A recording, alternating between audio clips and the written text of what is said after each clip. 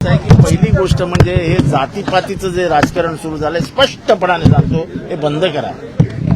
संतोष देशमुख गेल्यानंतर त्याची जात तपासली गेली नाही. आम्ही सगळे जण मध्ये पडलो. विधानसभेच्या सुरुवातीलाच आम्ही बोललो की मरणारा गेला त्याला मारणाऱ्याचं उदात्तीकरण झालं तर महाराष्ट्राचं वाटोळ होईल. मेलेल्याला जात आहे काय? माणुसकीची हत्या झाली हो, तुकडे गेले त्याचे, त्याला जाळून मारला. या सगळ्या प्रकरणाची गुन्हा पूर्ण महाराष्ट्रात आहे. त्याच्यात कसले जाती आणता तुम्ही? मी दुसऱ्याही समाजाला सांगतो की तुम्ही एखाद्या खुन्याचं उदात्तीकरण कसलं करता. आणि म्हणून आम्ही जेव्हा म्हणजे आता आपण शॉर्टमध्ये आलो त्याच्या मागे ज्युडिशियल इन्क्वायरी घेण्याचं कारण काय होतं ते ह्याच्या आधी झालेले जेवढे प्रकार आहेत बीडमध्ये तेवढे सगळे उघडकीला आले पाहिजेत.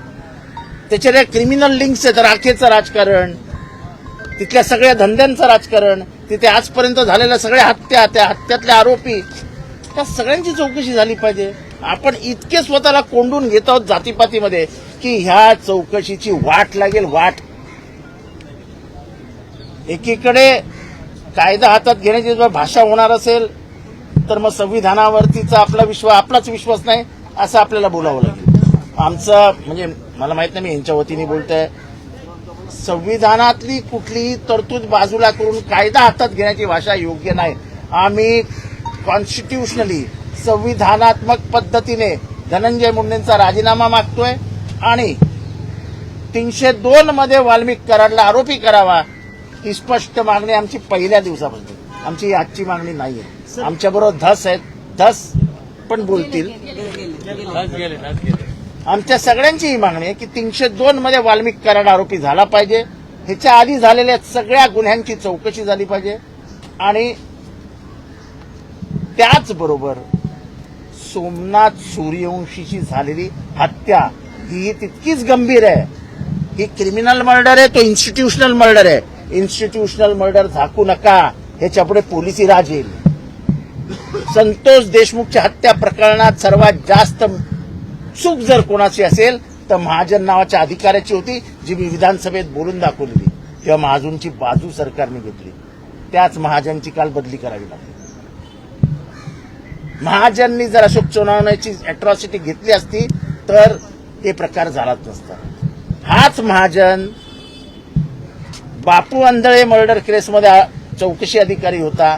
त्यांनी वाल्मिक कराडचं नाव देखील लिहिलेलं नाही, वाल्मिक अण्णा लिहून ठेवलंय. तोच महाजन केजला अधिकारी म्हणून गेला. त्या केजमध्ये अशोक सोनवणे तक्रार करायला गेला, त्याची तक्रार सुद्धा घेतली नाही. म्हणजे याचा मूळ कुठे जातो तर त्या महाजन साहेबांच्या हातात जातो. आजकाल त्या महाजनची बदली केली. असं उशिरा उशिरा उशिरा सरकारला शहाणपण सुचतंय. अजून ज्युडिशियल मध्ये जज कोण आहे?